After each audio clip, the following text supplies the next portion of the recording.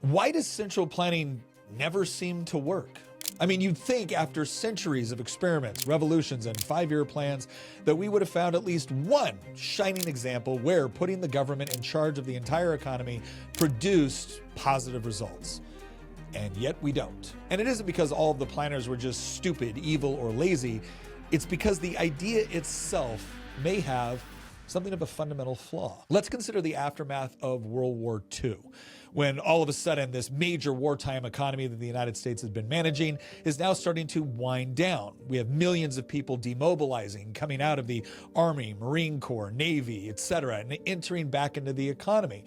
Many politicians and economists were absolutely terrified that such demobilization would lead America back into a Great Depression. Some policymakers even pointed out, look, we planned in war, let's plan in peace. Now, it sounded convincing. I mean, after all, the wartime economy had worked, right?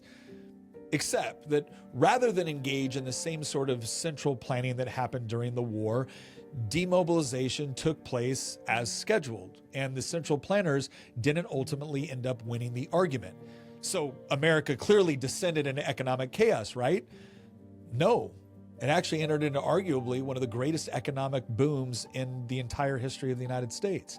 And this baffled people who came to believe that the only thing that saved America from the Great Depression in the first place was the mobilization of World War II and the central planning during wartime. But in reality, the post-war boom helps to explain how wars are actually a terrible way to organize an economy in general. Because the entire purpose of fighting a war is to destroy the enemy's ability to resist, not to create prosperity. And achieving that goal requires rationing, not only of manufacturing goods like gasoline, steel, and rubber, but even commodities like coffee, sugar, and chocolate. Central planning in war requires limiting personal choices and forcing the entire society and economy to orient itself around a single national priority: victory.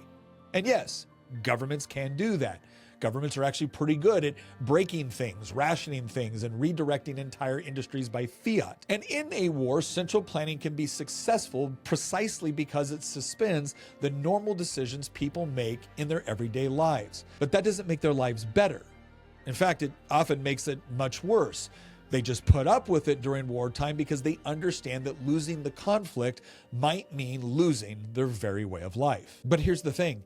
People are sacrificing for a way of life. They're sacrificing in wartime to get back to normalcy. And central planning crushes that very way of life when the guns fall silent.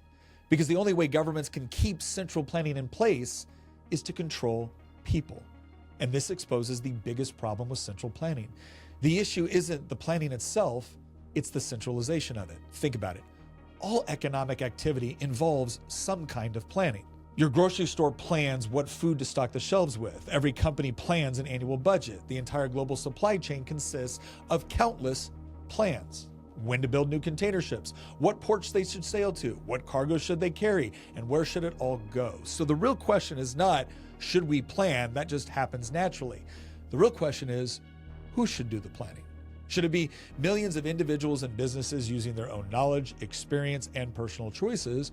Or should the plans be made by a small group of experts in government office buildings who don't know you, don't know the industries, and couldn't possibly know all the ins and outs of what it takes to make a global supply chain work? And more than anything else, that is the fatal flaw of central planning.